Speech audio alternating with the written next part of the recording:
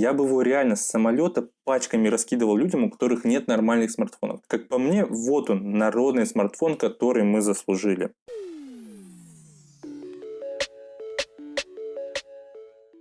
Всем привет! В общем и целом к компании Xiaomi можно относиться по-разному. Кто-то ее боготворит и не признает смартфонов от других брендов, а кто-то смеется и говорит, что это смартфоны для бомжей и тому подобное. Но нельзя не признать того факта, что именно Xiaomi были первыми, кто предложил рынку реально дешевые смартфоны с неплохой производительностью, за счет чего в общей степени они и завоевали популярность у людей. Как вы уже поняли, в этом видео мы поговорим про реально самый доступный смартфон от Xiaomi, который вы только сможете найти на просторах интернета. Сейчас у меня в руках смартфон за 4000 рублей, который называется Xiaomi Redmi Go. Этот смартфон выпущен в рамках программы Android Go. На нем стоит специальная версия голого Android, которая рассчитана на самые слабые устройства для развивающихся стран, таких как Индия, Индонезия, Бразилия и так далее. Я заказывал этот смартфон в первую очередь, чтобы сделать обзор на Android Go. Ссылка на видео, кстати, будет в описании. И я думал, что ко мне приедет очень тормознутое устройство, которым вот прям нереально будет пользоваться.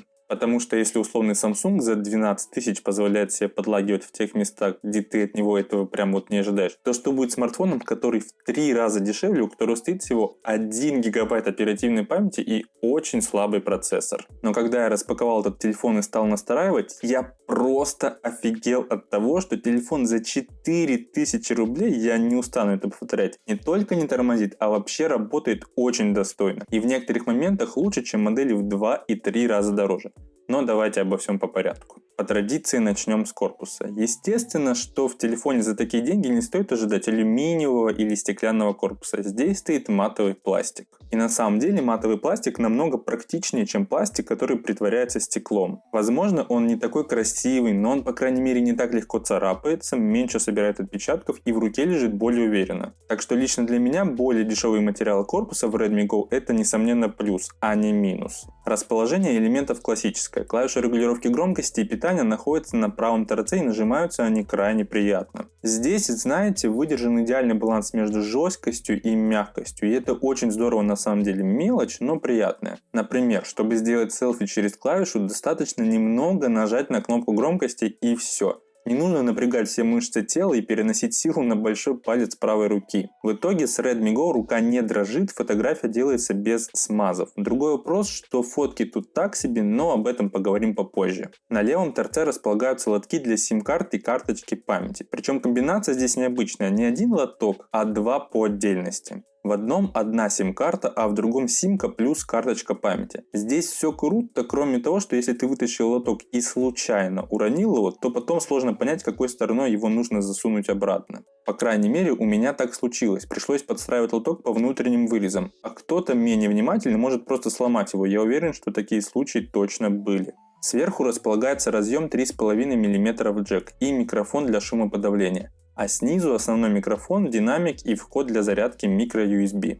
Type-C, естественно, сюда бы не поставили, насколько я знаю, разница в цене между micro-USB и Type-C составляет в несколько раз. Динамик, кстати, достаточно громкий, даже громче, чем на Pixel 2, и звук реально неплохой. На максимальной громкости он не хрипит, но он достаточно плоский и слышны небольшие шумы. Олеофобное покрытие крайне слабое и палец скользит плохо, но это неудивительно, особенно для этой цены. И по сути единственный косяк это слишком сильно утопленный разговорный динамик. Реально, где-то на 2 мм уходит в глубину, пыль там будет очень сильно забиваться. В остальном претензий к дизайну нет. Он не скрипит, кнопки не болтаются, и он, кстати, очень легкий, весит всего 137 граммов.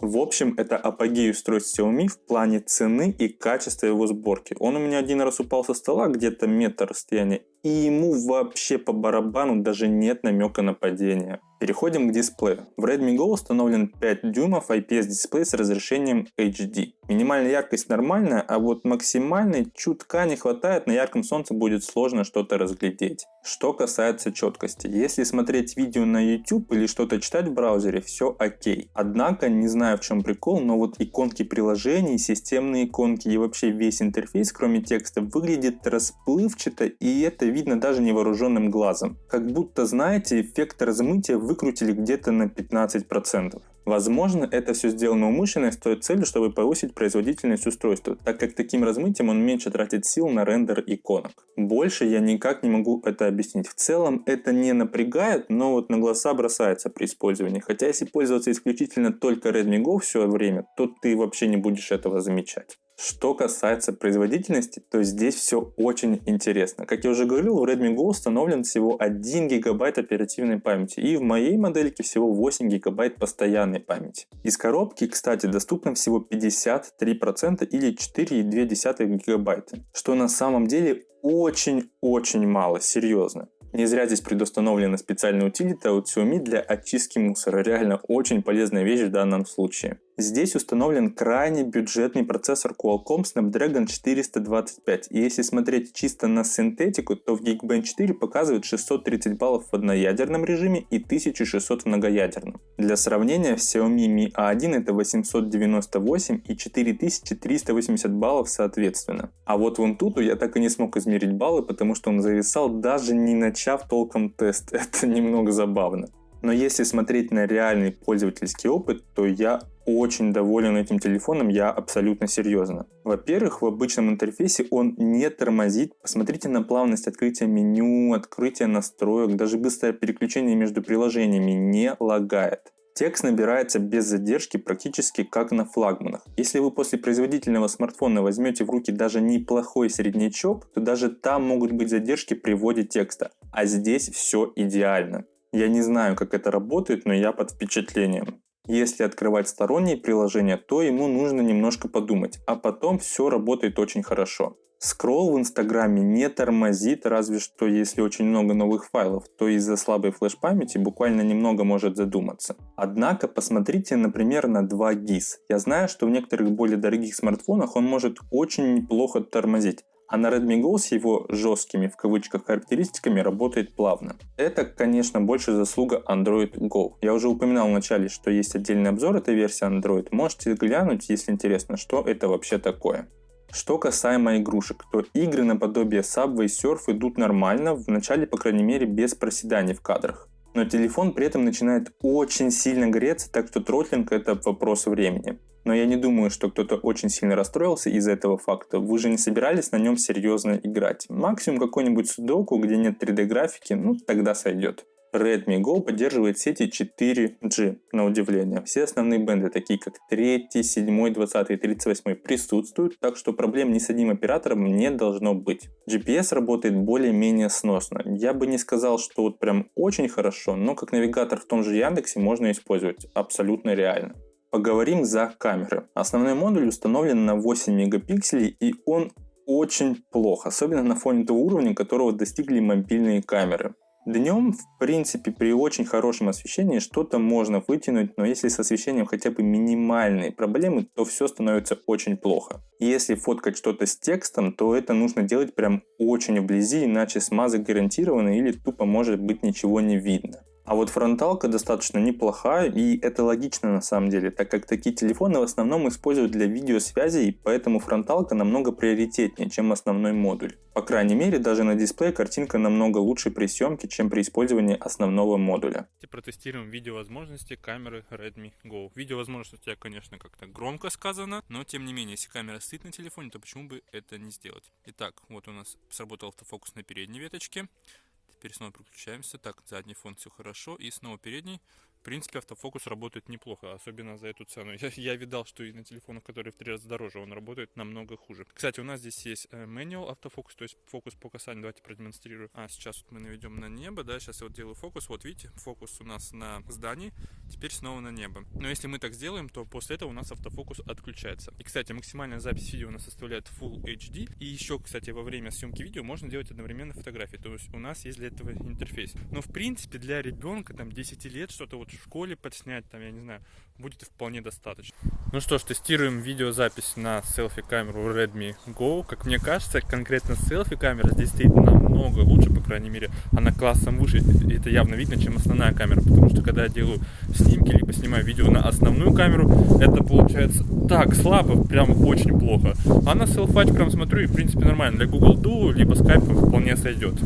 Осталось поговорить про автономность. В Redmi Go установлена батарея на 3000 мАч, и это даже больше, чем на флагманском Pixel 2, при учете, что диагонали дисплеев у них абсолютно одинаковые. А с учетом того, что в спящем режиме процессор потребляет очень мало энергии, то Redmi Go можно назвать реально автономным смартфоном. Он у меня лежал на столе просто так 1,5 недели с включенным Wi-Fi и разрядился всего на 30%. Но когда его используешь, на 1 час экрана расходуется где-то 15-20% зарядки батареи. То есть где-то в день на 5-6 часов экрана его точно будет хватать. А если его использовать исключительно как второй телефон, только для звонков или просмотра небольшого количества информации, то одного заряда батареи точно будет хватать на 4-5 дней. В общем, с автономностью здесь все очень хорошо. Redmi Go — это очень классный смартфон, вот прям реально. Когда ты понимаешь, каких денег он стоит и что он тебе за это дает, ты просто в шоке. Я правда думал, что ко мне приедет какой-то тормознутый кирпич, но он работает шустро, батарею держит нормально. Это